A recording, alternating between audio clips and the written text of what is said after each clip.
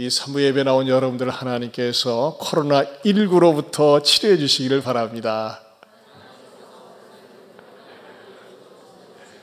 아멘. 우리 3월달 성감성 해볼까요? 아무것도 시작. 아무것도 염려하지 말고 다만 모든 일에 기도와 간구로 너희 구할 것을 감사함으로 하나님께 아뢰라. 그리하면 모든 지각에 뛰어난 하나님의 평강이 그리스도 예수 안에서 너희 마음과 생각을 지키시리라. 빌립보서 4장 6, 7절 말씀. 이 말씀대로 여러분을 지켜주시고 평강 주시기를 바랍니다. 우리 지금 한국과 전 세계는 이 코로나19라고 하는 어두운 터널을 지나가고 있습니다. 또 교회도 말이죠. 아마 역사상 그런 적이 없었어요. 전쟁 중에서도 예배 드렸었거든요. 그러나 이 코로나19로 인해서 교회들이 문을 닫고 또 온라인으로 드리는 예배가 많이 늘어나고 있습니다. 저도 사실 시청에서도 그렇고 솔직히 말씀드려서 익산에 12교회에 저희 교회 같은 사이즈가 있는데 한 9개 교회가 다 문을 닫고 온라인으로 하는데 목사님 교회도 좀 협력해 주시면 어떨까요? 이렇게 전화가 왔었습니다. 그래서 저는 그랬습니다. 저희 교회는 이렇게 첫째는 폐쇄된 공간이 아니고 또 밀집되어서 드리지 않고 벌써 지난주부터 성도들이 알아서 이렇게 안 오십니다.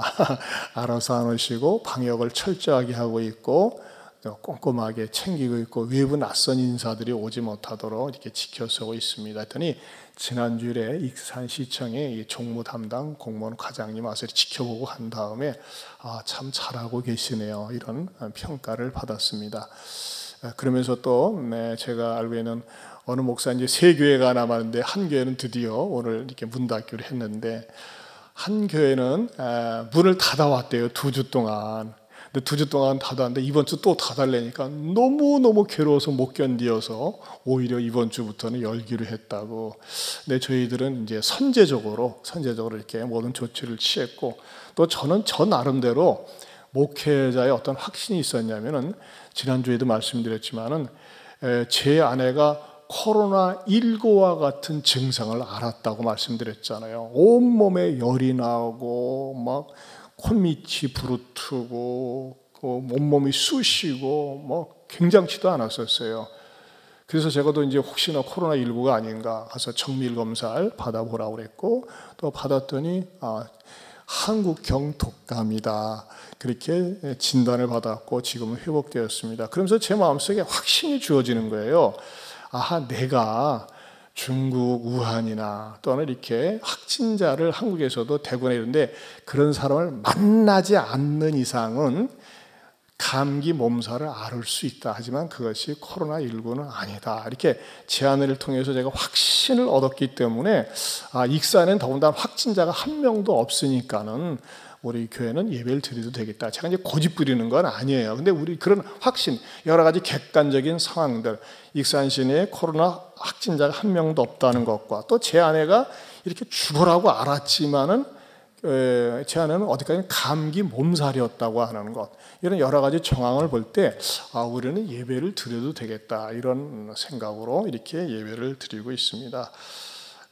그래도 우리가 항상 조심해야 될 부분은 큰 소리, 질병에 관한 아무도 큰 소리 치지 못하죠. 조심해야 된다고 봅니다. 또 이 방송을 통해서 생중계로 들으시는 우리 교우들도 늘 조심해서 살펴볼 수 있길 바랍니다. 오늘은 사도행전 강의 123번째가 되겠습니다. 오늘 설교 제목이 뭡니까? 박해 속에 피어나는 꽃입니다. 그런데 설교 제목에 맞게 딱 진달래가 피어 있어요. 어쩜 이렇게 환상적인지 몰라요. 아직 여러분 바깥에 나가서 진달래 못 보셨죠? 못 봤을 거예요. 근데 우리 집사님이 제 아내가 그래요. 당신이 이 진달래 분재의 맛을 알아? 한 대 맞았어요. 왜 했더니 당신은 꽃 키우는 거 정성 안 들어가잖아요. 이 진달래가 피어지기 위해서 얼마나 정성이 들어갔겠어요. 추위를 견디면서 말이에요. 우리 집사님이 나름대로 이렇게 화원을 갖다가 요 너머에다가 이렇게 해놓고 나서 이렇게 교회 앞에 이렇게 한 번씩 돌아가면서 분재를 하고 싶어서 일부러 화원을 갖다 꾸미셨어요. 제가 거길 직접 가봤거든요. 했더니 야, 정말 대단한 정성이세요. 그냥 주님 앞에 이렇게 보여드리고 싶고 주님 앞에 이렇게 헌납하고 싶은 마음으로 얼마나 감사한지. 이게 겨울을 지났거든요. 겨울을 지나서 봄을 알려주는데 여러분의 삶 가운데서도 봄이 꼭 올 줄로 믿습니다. 봄이 무슨 뜻입니까? 스프링이 보는 게 봄이에요. 본다 줄임말이 봄이거든요. 그러니까 여러분들이 희망을 볼 수 있기를 바랍니다. 오늘은 제목이 뭐라고요? 박해 속에서 피어난 꽃이에요. 왜 이 설교 제목이 나오게 되었는지 이제 여러분들에게 오늘 본문을 중심으로 강의 말씀드리겠습니다. 첫째는요, 큰 박해 속에는 하나님의 섭리라는 것입니다. 큰 박해 속에 있는 하나님의 섭리. 이 박해가 어느 정도 컸어요? 그 8장 1절 중반절에 보면 그날의 예루살렘에는 교회 무슨 박해라고 그랬어요? 큰 박해라고 그랬습니다. 사실 원래 예루살렘 교회는 큰 박해가 없었습니다. 예수님께서 부활 승천하시고 나서 너에게 성령이 임할 때까지 기다리고 기도하라고 그랬습니다. 그리고 마가의 다락방에 성령님이 강림하시니까 그때 몇 명이 믿었었죠? 120명이 정말 성령 충만하여서 교회가 탄생하기 시작합니다. 정말 불같이 뜨겁고 바람처럼 시원한 그런 교회의 모습들이었죠. 그러면서 말이죠, 사도 베드로가 이 사람들은 술 취해가지고 헛소리하는 거 아니야? 막 방언하는 걸 갖다가 그렇게 얘기할 때 우리는 술에 취한 것이 아니다. 하나님의 언약의 말씀이 이루어져서 오늘 이렇게 된 것이다면서 쭉 설교를 하면서 회중들에게 복음을 전했을 때 자그마치 3,000명이 돌아왔어요. 3,000명. 엄청나게 큰 부흥을 짧은 시간에 맛보았죠. 그러고 나서 또 어떤 사건이 있었습니까? 베드로와 요한이 성전에 들어갈 때 미문에 앉아있던 안진뱅이를 갖다가 나사렛 예수 그리스도 이름으로 일으켜 세우면서 그것이 또 다른 변곡점이 되어서 복음을 전할 때에 남자만 5,000명이 믿었습니다. 어마무지한 것이죠. 그리고 나서 교회가 시작이 되는데 얼마나 기쁨과 감격이 넘치는지 성도들이 말이죠, 매일 교회 갔다 그랬어요. 매일 교회 가서 예배드리고 찬양하고 행복을 나누는데 어떤 일까지 있었어요? 가진 사람은 말이죠, 자기 것을 다 내놓고 없는 사람은 가져가게 하고 그야말로 지상 천국을 경험하는 거예요. 야, 살다 보니 이런 일이 다 있구나 하면서 말이죠, 그 교회 안에서 폭 빠져가지고 그 안에서 사도들의 가르침을 받고 떡을 떼며 교제하며 말씀과 성령이 충만한 상태가 계속 유지되고 있었습니다. 그런데 그 축복에 푹 빠져 있으면서 망각하기 시작한 게 있었어요. 그게 뭘까요?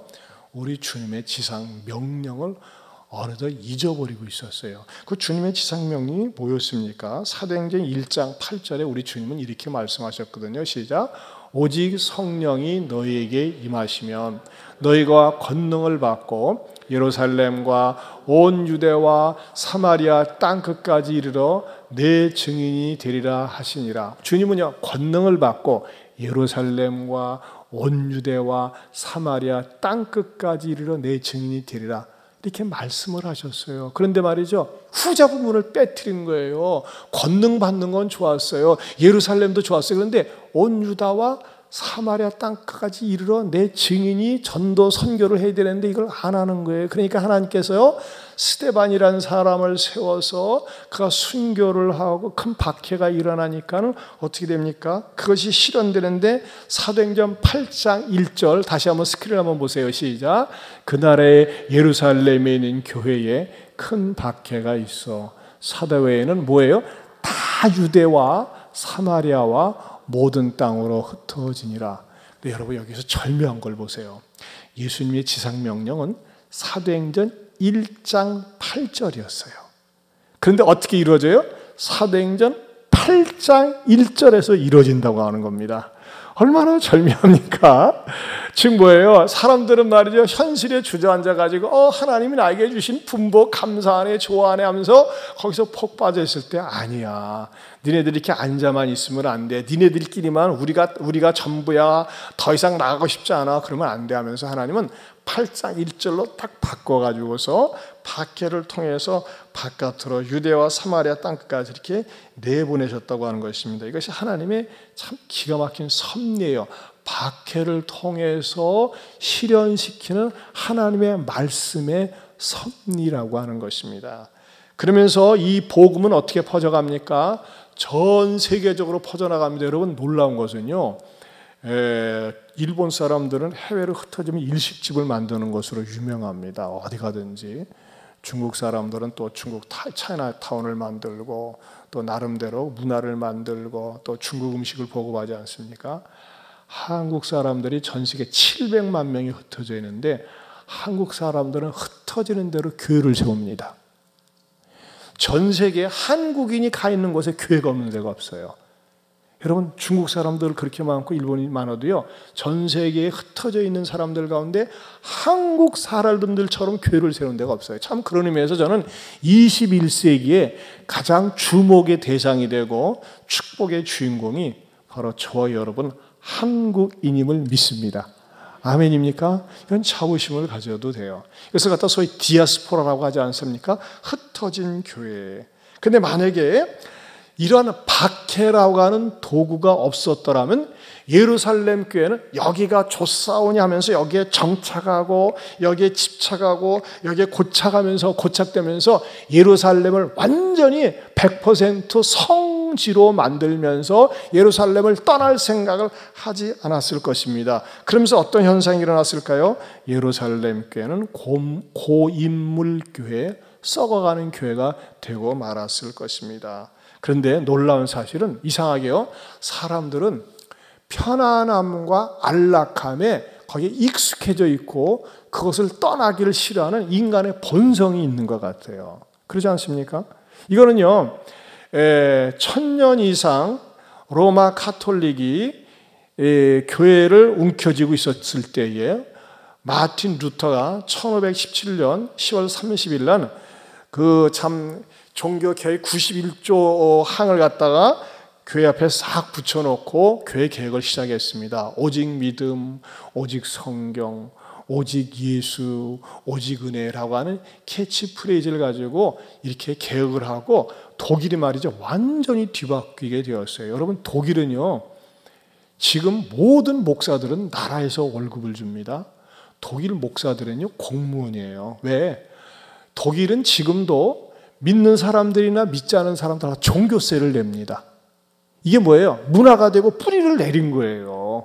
그래가지고서 말이죠, 나라에서 목사들 월급을 주니까 목사들은 뭐예요?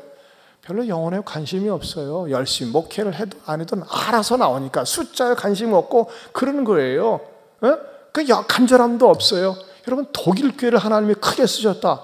옛날에 그랬어요. 그런 것이 제도화되지 않았을 때 이렇게 편안하고 안락하니까 하나님께서는 독일을 치셔가지고 독일이 전쟁 일으키면서 전 세계에 또 독일 나름대로 흩어지고 매를 맞으면서 독일도 변화가 되지 않습니까? 여러분, 우리나라도 그랬었습니다. 우리나라도 옛날에 북한의 평양을 갔다가 동양의 예루살렘 그랬어요. 동양의 예루살렘.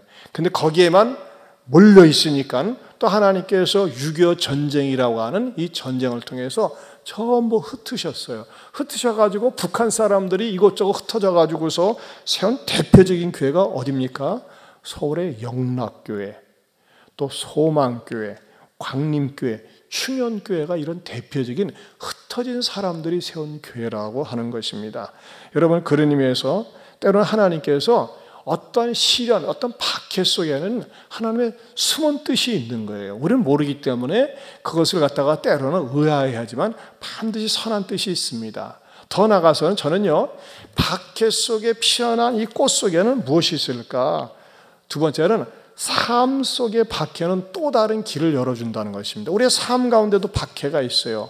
너무나 힘들게 해요. 직장 동료가, 인간관계가, 또 물질이, 질병이 나를 갖다가 막 괴롭히고 힘들게 하는 거예요. 그런데 그럴 때 주저앉으면 안 되죠. 사실 우리가 이 코로나19를 갖다가 제가 박해로 한번 바꿔봤어요. 이거 박해 아니겠습니까? 예배 마음껏 못 드리게 하잖아요. 교회 못 모이게 하잖아요. 일종의 이것도 박해 아니겠습니까? 보이지 않는 박해예요. 심지어 애들 학교도 유치원도 어린이집도 아무튼 전체가 얼어붙어 버렸어요. 사람 만나는 것도 두렵고 말이죠. 일종의 박해입니다. 그러면서도 저는 이 가운데서도 우리 한국 교회에 주는 영적인 유익이 있다. 그건 뭡니까? 첫째는요, 신천지 악함에 대해서 국가적으로 알리는 계기가 되었습니다. 지난 시간에도 말씀드렸지만 여러분, 신천지는요, 많은 사람들이 처음에 생각할 적에 신천지 하면 개신교의 어떤 교단 가운데, 개신교의 또 다른 종파 가운데 하나로 생각을 했었어요. 왜냐하면 얼마나 이 사람들이 위장을 잘하는지 모릅니다. 그리고 이 사람들은요, 뻔뻔스럽게도 신천지 교회 안에서 꼭 하나님 얘기하고 예수님 얘기하고 또 뭐 교회도 얘기하는 교회 전통적인 교회에서 사용하는 용어들을 그대로 쓴다고 하는 것입니다. 하지만 이번 사태를 통해서 이 얼마나 신천지가 교활하고 나쁜 집단인지를 알지 않았습니까? 그래서 이번 사태가 끝난 다음에 아마 신천지라고 하면 사람들이 쥐나 뱀을 보듯이 피하지 않겠어요? 애들까지도 다 알고 있으니까요. 그리고 말이죠, 이 24만 명의 그 신도들을 거느리고 있는 이만희 교주가 인터뷰를 할 때 말이죠, 우리는 사람들이 막연하게나마 뭔가를 기대했을 거예요. 아, 저 정도 교주면 뭔가 카리스마가 있고 뭔가 당당함이 있지 않을까 싶었는데, 나서서 그의 하는 모습은 90살 먹은 노인네에 아주 비열하고 비굴한 모습, 그리고 나름대로 말이죠, 뭐 크게 2번 절을 하면서 사죄를 했지만 그것은 뛰어난 연기력의 발휘 아니겠습니까? 여러분 보세요. 이 코로나19 때문에 신천지를 갖다가 막 정부에서 철저하게 검사하고 막 몰아칠 때 뭐라고 이만희가 얘기한 줄 아세요?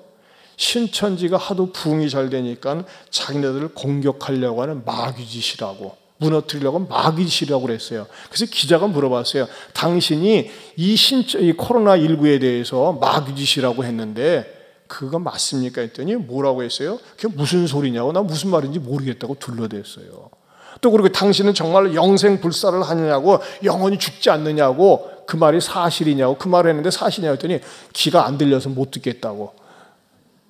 웃기는 인간이죠. 그야말로 말이죠, 교활하고 음흉한 집단입니다. 현대 종교의 이사장인 탁지일 교수는 말이죠, 이런 재미있는 제목의 컬럼을 썼어요. 신천지 없는 신천지를 꿈꾸고 싶다.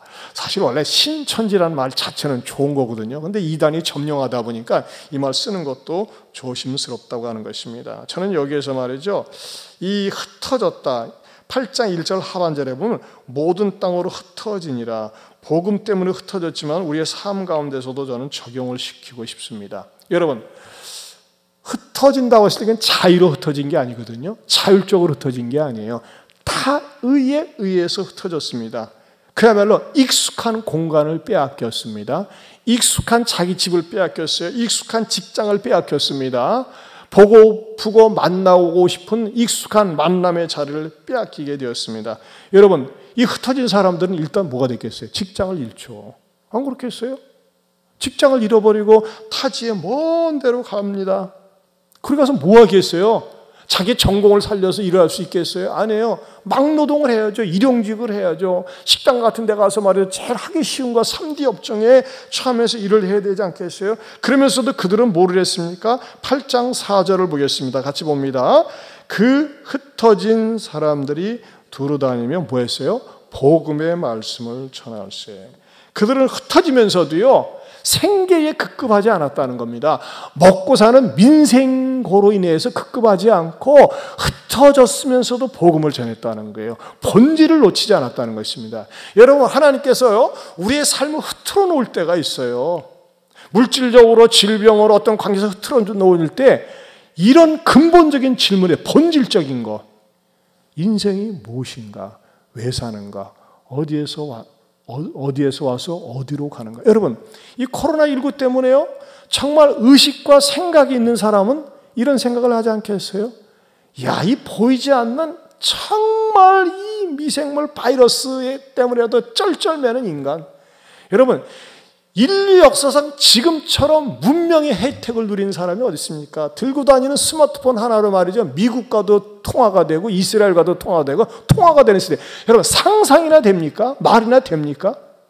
이런 문명의 혜택을 누리고 있는데 이 보이지 않는 바이러스 때문에 말이죠, 전 세계가 쩔쩔매고 있고 아무것도 못하고 있어요. 그렇다면 제대로 양식과 의식이 있는 사람이라면 이야, 보이지 않는 하나님의 심판의 손길은 얼마나 무서울까. 이럴 때일수록 하나님 앞에 나아가야지, 이런 마음이 생길 줄로 믿습니다. 어떤 사람이요, 정상적인 이성을 갖고 있는 사람은요, 왜? 우리는 한 치 앞도 모른다는 거예요. 한 치 앞도. 우리가 2019년 송구영신 예배 드릴 때 누가 이 일을 알았겠습니까? 한 치 앞도. 앞으로도 마찬가지예요. 코로나19가 퇴치되면요, 또 다른 질병이 안 생긴다고 큰 소리 빵빵 칠 수 있어요? 아무도 칠 수 없어요. 세상에요, 감기와 관련된 바이러스 종류만 3,000개랍니다. 신종 바이러스가 생기는 거예요. 아니, 아무리 의학이 발달되어도, 죄송합니다, 과학이 발달돼도 인간의 능력, 인간의 지식, 인간의 재주에는 한계가 있습니다. 이런 일을 당할 때 주여, 우리는 연약한 인간입니다. 우리를 불쌍히 여겨 주옵소서, 우리를 도와주옵소서, 하나님 앞에 나올 수 있는 계기가 될 수 있기를 바랍니다. 여러분, 너무 큰 소리 치지 마세요. 내가 알고 있는 지식이, 내가 알고 있는 정보가 내가 모아놓고 쌓아놓은 거 다 아닙니다. 하나님께서 한번 딱 훑으시면요, 하나님 한번 바람 불면요, 다 날아갈 수밖에 없습니다. 여러분들의 삶 가운데 어떤 위기가 있습니까? 무엇이 여러분을 막 조여옵니까? 여러분의 생각을 흐트러 놓습니까? 그럴 때 추구해야 될 게 뭘까요? 본질을 추구해야 됩니다. 저도 이전 교회에서 목회를 할 때, 기성교회에서 목회를 할 때 한동안 잘 됐었어요. 근데 시간이 지나면서 자꾸 힘들게 하고 어렵게 하는데, 저로 하여금 제 마음을, 생각을 비본질적인 것에 자꾸 신경을 쓰게 하고 마음을 뺏기게 하는 거예요. 그래서 너무너무 힘들었어요. 대우도 좋고 상황도 좋고 모든 여건은 좋았지만 이 비본질적인 것에 자꾸 마음을 뺏기고 시간을 낭비하는 것 때문에 제 마음을 흐트러 놓으니까, 하나님 어떻게 하면 좋습니까? 하면서, 하나님, 나는 본질 중심의 목회, 성경적인 그런 본질을 쫓아가는 가치 있는 목회를 하고 싶습니다 하면서 기도하면서 나온 교회가 예한교회입니다. 할렐루야. 여러분, 그래요? 여러분들의 상황 가운데 위기가 있어요, 어려움이 있어요. 그런데 너무나 따른데 왜 이 상황을 바라보고 이 박해를 바라보는 것이 아니라 흩어지는 가운데서 하나님의 손길을 바라보고 하나님의 말씀 앞에 더 가까이 나아가고 하나님 앞에 더 기도할 때 하나님께서 새로운 더 좋은 길을 열어주시리라 믿습니다. 여러분, 이럴 때 시간이 많잖아요. 이럴 때 가족끼리 시간이 많잖아요. 이럴 때 모처럼 가족끼리 기도하고 엎드려 간구하고 매달릴 수 있기를 축원합니다. 어느 집사님이 그래, 남편이 박해가 너무 심한데 말이죠, 평소에도 교회 나가는 거 말이죠, 주일만 나가라고 하는데도 그 집사님이 너무나 교회를 사랑하니까 틈만 나면 교회 와서 막 청소도 하고 봉사하고 막 이것저것 막 많은 일을 하는데 코로나19 때문에 딱 브레이크가 걸렸어요. 일거수일투족을 감시하는 거예요. 절대 교회 가지 말라고. 언제가나 코로나19 완전히 끝났을 때 가라고. 그러면서 그 집사님이 전해준 말씀이 뭐냐, 목사님, 이 코로나19 때문에 얼마나 예배가 그리운지, 얼마나 하나님의 전이 그리운지, 얼마나 하나님 앞에 나가는 것이 귀하고 그리운지 다시 한번 깊이 깨달았다고, 저를 위해서 기도해달라고 그렇게 연락하는 것을 제가 받았어요. 그렇습니다. 여러분, 위기와 어려움 때, 이 박해 때에 그것을 바라보면 답답하지만 그럴수록 하나님을 바라볼 때 하나님께서는 반드시 모든 것이 합력하여 선을 이루실 줄로 믿습니다. 그러면서 우리 찬양 한번 부릅시다. 사방이 가로막혀 절망하나요?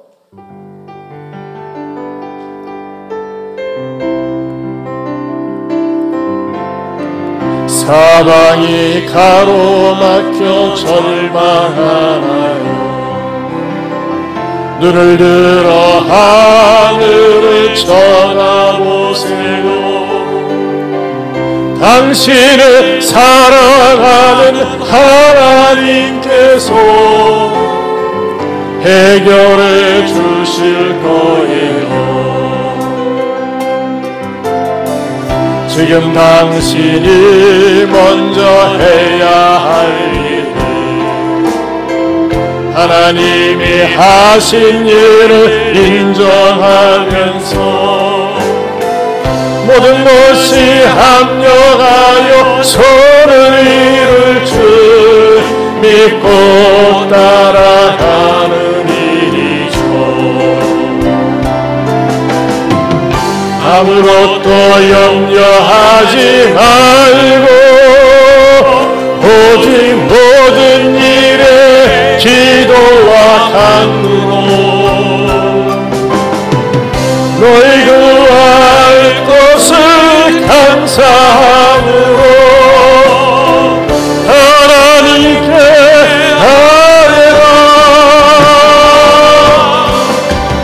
당신이 이 말씀을 믿는다면 모든 것 하나님께 맡기세요. 눈을 들어 하늘을 쳐다보세요. 그리고 기도하세. 다시 한번 사방이 가로막혀 절망하나요? 사방이 가로막혀 절망하나요? 눈을 들어 하늘을 쳐다보세요. 당신을 사랑하는 하나님께서 해결해 주실 거예요. 지금 당신이 먼저 해야 할 일들, 하나님이 하신 일을 인정하면서 모든 것이 합력하여 선을 이룰 줄 믿고 따라가는 일이죠. 아무것도 염려하지 말고 오직 모든 일에 기도와 간구로 너희 구할 것을 감사함으로 하나님께 아뢰라. 당신이 이 말씀을 믿는다면 모든 것 하나님께 맡기세요. 눈을 들어 하늘을 쳐다보세요. 그리고 기도하세요. 아멘. 우리를 박해하는 세력들이 있어요. 코로나19만 박해합니까? 살다 보면 얼마나 많은 것들이 우리를 힘들게 하는지 몰라요. 그러나 이것들을 쳐다보고 응시하면요, 못 살아요. 답답하고 괴로워서.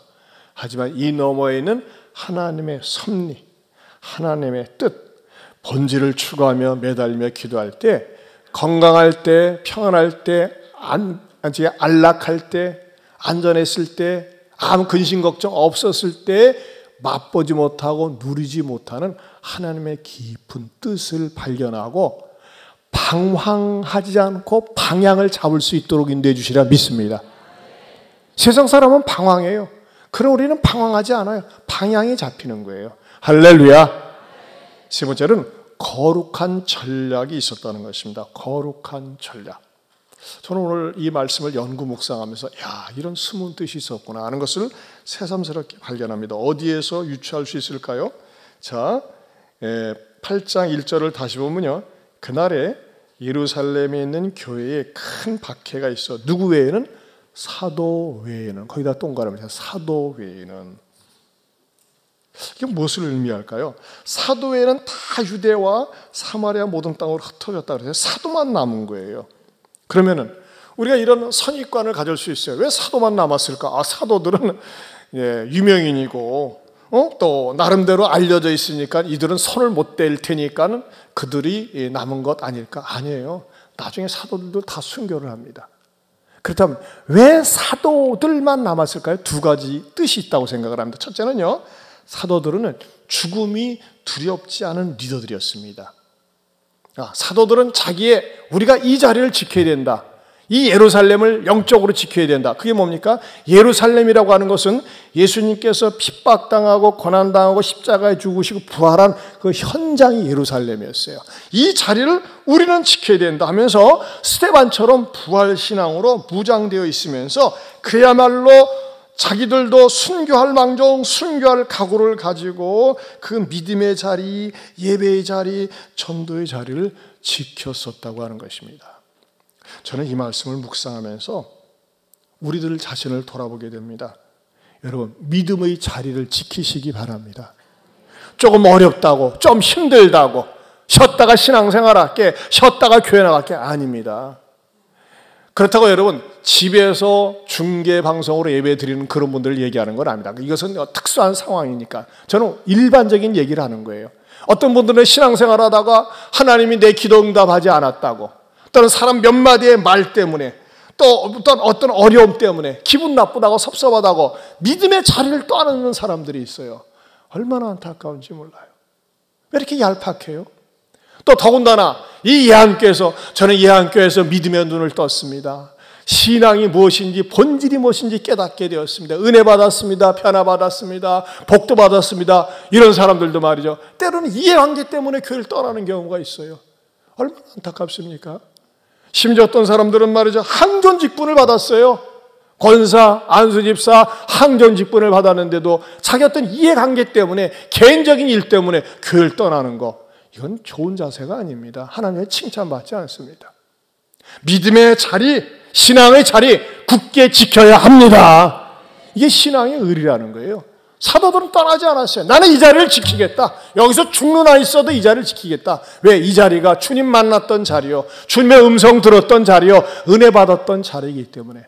사랑하는 성도 여러분, 이왕의 신앙생활하는 거, 내가 이 교회에서 은혜 받고 하나님을 인격적으로 만나고 영육의 복을 받고 응답을 받은 이 자리 지키면서 믿음의 자리가 얼마나 소중한 것인지를 보여줄 수 있기를 축원합니다. 두 번째로는요, 뒷감당을 위해서 남았다고 생각합니다. 뒷감당. 이게 무슨 말이냐? 여러분, 사람들이 흩어져서 떠났을 때 제가 유추하건대 애들까지 다 데리고 떠나지는 않았어요. 일단은 어른들, 전도자들 막 떠났죠. 그러면 아이들 남아있고 부인들 남아있고 그런 가정들은 누가 돌봐줍니까? 안 그러겠어요? 교회 지도자들이 아이고 저 집 양식 떨어졌겠네, 김 집사님 멀리 갔다고 하는데 박 집사님도 멀리 갔다고 하는데 그 집 식량을 누가 대줄까? 사도들이 남아가지고 성도들을 자세히 보살펴주고 헤아리면서 그들을 갖다 돌봐준 거예요.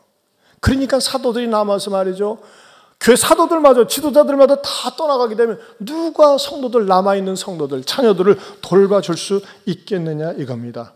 그런 의미에서 이 사도들이, 남은 사도들은 성도들의 어려운 부분을 좀 더 헤아리고 돌봐주기 위해서 그 자리를 지키고 남았다고 하는 것입니다.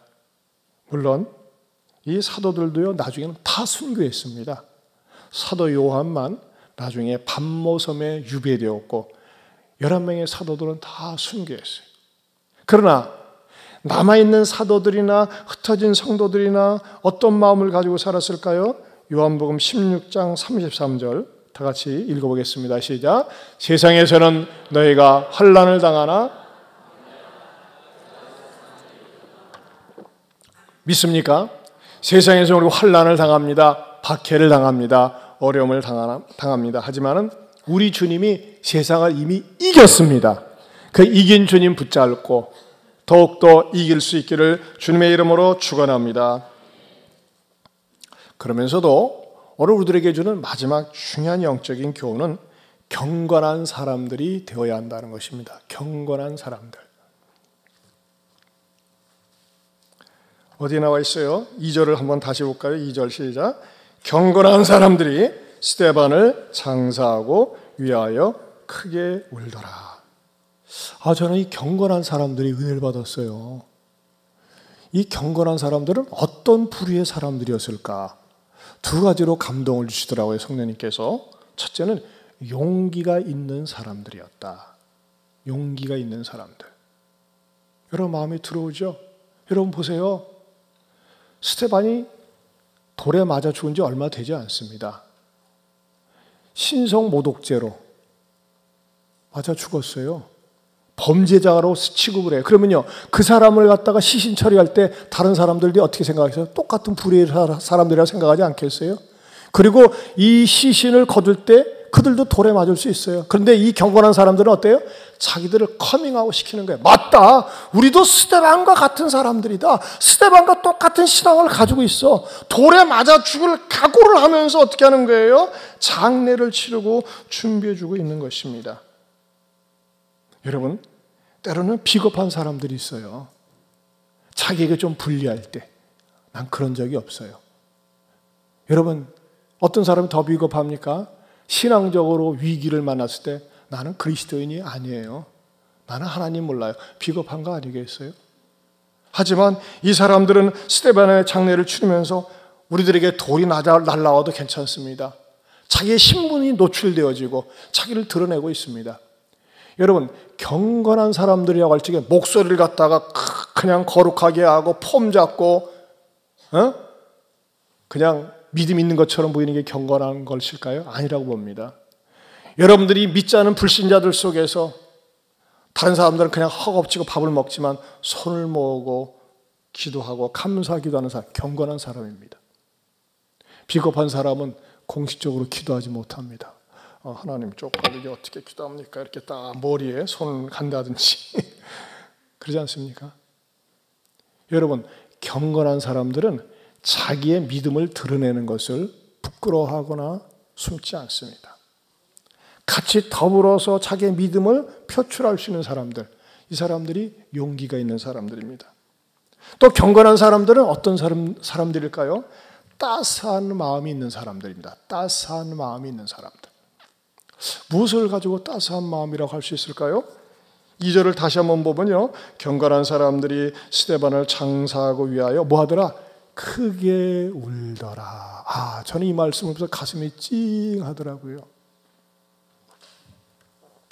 여러분, 기독교에 이 독선이라는 게 있습니다. 독선이라는 게 뭡니까? 혼자만 선한 거. 어떤 장례식장에 가면요, 울지 마, 왜 울어? 천국 가는데. 그게 슬피 우는 거 아니야? 그게 굉장히 믿음이 좋은 것처럼 보이거든요. 아니에요. 때로는 같이 울 수 있어야 돼요.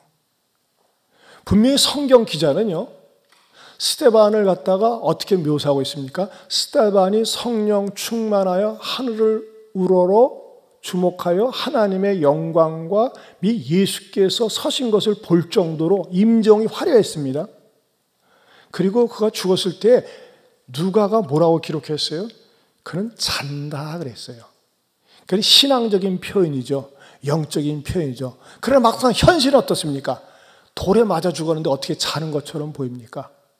온몸이 갈기갈기 찢어지고 흩어지고 차마 눈을 뜨고 볼 수 없는 현장이 스데반의 죽음의 현장 아니겠습니까? 그걸 보고 경건한 성도들이 뭐예요? 크게 울었어요. 아파서 우는 거예요. 같이 감정이입을 하는 겁니다. 여러분, 아름다운 그리스도인들은요, 희노애락 감정이 분명할 줄 알아야 됩니다.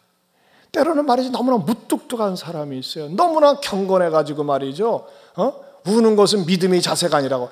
때로는 남들이 아파할 때 울 수 있어야 되고, 남들이 어려운 일을 어려운 일을 겪을 때는 마음이 끌려야 되고, 좋은 일을 당할 때는 같이 기뻐할 수 있는, 같이 함께 울고 함께 웃을 수 있는 감정이 풍부한 사람들이 바로 그리스도인들이 되어야 됩니다. 그래서 사람의 마음을 끄는 거예요. 만약에 독선이라고 하면 뭐예요? 천국 가는데 왜 울어? 믿음 없이. 아니죠. 그건 잘못된 거예요. 얼마나 스데반이 아팠을까? 얼마나 스데반이 젊은 나이에 저렇게 혼자 세상을 떠나다니 하면서 이런 것을 생각하면서 크게 울었다고 그랬습니다. 자, 이것을 오늘 우리 시점에 적용을 하고 싶어요. 우리 사회는 정말 아름다운 대한민국이에요. 대구 경북 지역에 어려움을 겪을 때 많은 의료인들이 가서 자원봉사를 하고 여기저기서 돕고 이런 모습들이 얼마나 아름다운지 모릅니다. 참 전 세계적으로 이런 나라가 없어요. 제가 지난 수요일에도 말씀드렸는데, 지난주 화요일 날 제가 속한 그 칼렌 모임이라고 있습니다. 제자 훈련하는 교회가 정기적으로 만나고 매년 1회씩 한 번은 국외로, 한 번은 국내로 제자훈련하는 교회 목사님들과 사모님들이 이렇게 말하자면 포럼을 갖습니다. 그래서 원래는 오늘 6월 초에 베트남의 나트랑이라고 하는 휴양 도시에 가서 국제 포럼을 하기로 4박 5일 하기로 이렇게 계약을 다 꺼내놓고 비행기 예약까지 작년에 다 맞춰놨습니다, 이미. 근데 지난주 화요일 날 모여서 이사들이 모여서 회의를 했습니다. 제가 그랬습니다. 지금 분위기와 여건상 경제도 어렵고 그런데 이미 우리가 예약을 했지만 가는 것이 참 마음이 불편합니다. 우리 가는 것을 취소합시다. 100명이 이미 다 예약이 끝났었어요. 100명이. 근데 예약을 한 것을 취소를 하고, 그러면 이것을 위해서 적립해 놓고 모아놓은 비용은 어떻게 할까요? 차제에 우리 대구 경북 지역을 위해서 전액을 갖다가 우리가 쓰도록 하십시다. 그래서 이사회에서 결의를 했어요. 그런데 말이죠, 어떻게 쓸 것인가, 그것도 고민 아니겠어요? 어떤 교회에서는 300억을 기증하기도 하고, 근데 그 비용이 1억입니다. 하지만 우리에게 있어서 1억은 엄청나게 큰 돈이에요. 수없이 많은 교회들이 십시일반 모아서 만들어 오는 거금이기 때문에 그렇습니다. 그래서 우리 목사님들이 같이 의논을 해가지고 어떻게 하느냐, 마스크, 이렇게 세정제, 물품 이런 거 공급도 하지만은 미자리 교회, 50명 이하의 미자리 교회, 건물주들이 말이죠, 다른 것은 임대료를 깎아주면 교회는 안 깎아주거든요. 그래서 이번 기회에 100개 교회를 선정해가지고 경북 대구 지역에 있는 100개 교회에 100만 원씩 해가지고서 이번에 이렇게 돕는 것으로 해가지고 이렇게 결정을 했어요. 그래가지고 그것을 갖다가 참 교회들마다 힘을 주기 위해서 이렇게 광고를 냈습니다. 같이 한번 읽어볼까요? 시작.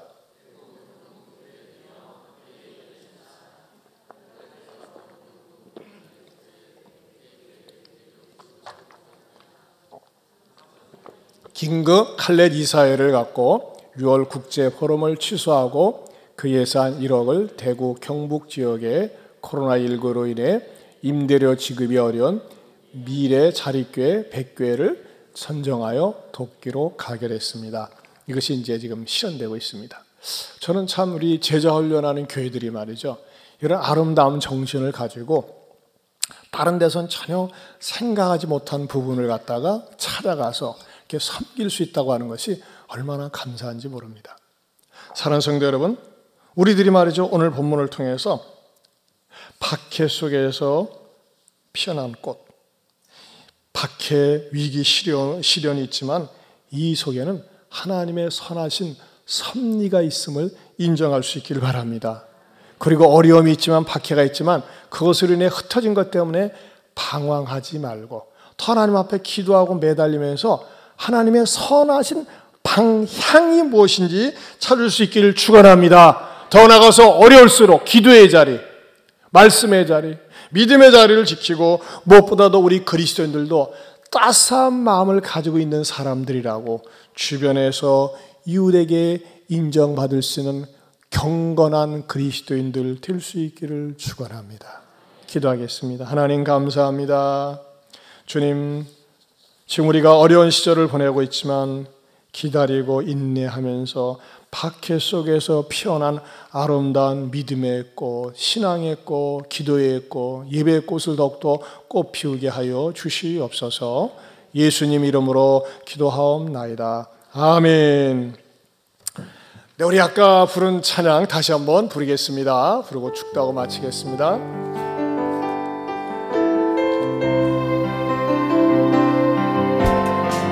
사방이 가로막혀 절망하나요? 눈을 들어 주 하늘을 쳐다보세요. 당신을 사랑하는 하나님께서 해결해 주실 거예요. 지금 당신이 먼저 해야 할 일은 하나님이 하신 일을 인정하면서 모든 것이 합력하여 선을 이룰 줄 믿고 따라가는 일이죠. 아무것도 염려하지 말고 오직 모든 일에 기도와 간구로 너희도 할 것을 감사함으로 하나님께 하느라. 당신이 이 말씀을 믿는다면 모든 것 하나님께 맡기세요. 눈을 들어 하늘을 쳐다보세요. 그리고 기도하세요. 아멘. 한 가지 말씀드리고 싶은 거는 그 대구 경북 지역에 1억을 이렇게 헌금하게 된 거는 정말 많은 교회 가운데 여러분의 헌금도 포함되어 있다는 사실을 말씀드리고 싶습니다. 여러분들이 드린 헌금을 가지고 제가 그곳에 그 기간에 소속돼 있어가지고 매월마다 그 이사 회비를 내고 있는데 그런 것들이 모아져서 같이 어우러져가지고 1억이라고 하는 큰 돈으로 경북 지역 미자리 교회 월세를 우리가 100개 교회를 섬기는 데 쓰임받게 되었습니다. 지난주도 말이죠, 이렇게 예배를 드리는데 이런 상황 속에서 예배했는데 부부가 등록을 했어요. 그래서 제가 이 등록을 하면 매주마다 이렇게 우리 교회에서 섬기는 선교사님들한테 메일을 보내요. 꼭 기도해 주세요. 어려운 가운데 등록해서 했더니 너무너무 기뻐하는 거예요. 왜냐하면 사실 지금 외국 교인들을 안 받는다고 공식적으로 그러거든요. 근데 오늘 등록한 분이 계시는데 일어서지는 마세요. 어디 앉아 있는지는 제가 알거든요. 우리 강효진, 강옥주, 유하숙 집사님 세 분이 오랫동안 이렇게 아름다운 인간관계를 맺고 이끌어 오신 것 같아요. 오늘 근데 드디어 등록을 하셨네요. 정순희님 축하드립니다. 축하드리고요. 네, 알고 있습니다. 네, 감사합니다. 예배 마친 다음에 그다음에 꼭 기념사진 찍고 이렇게 가주시면 감사하겠습니다. 기도하겠습니다. 이제는 우리 주 예수 그리스도의 은혜와 하나님 아버지의 변함이 없는 사랑과 성령님의 감화감동 교통하심의 은혜가 이 코로나19를 통해서도 하나님 앞에 더욱더 믿음을 견고하게 세우고 이 박해 속에서 더욱더 아름다운 꽃을 피우겠노라고 굳게 다짐하는 성도들 위해 영원토록 함께 있을지어다. 아멘.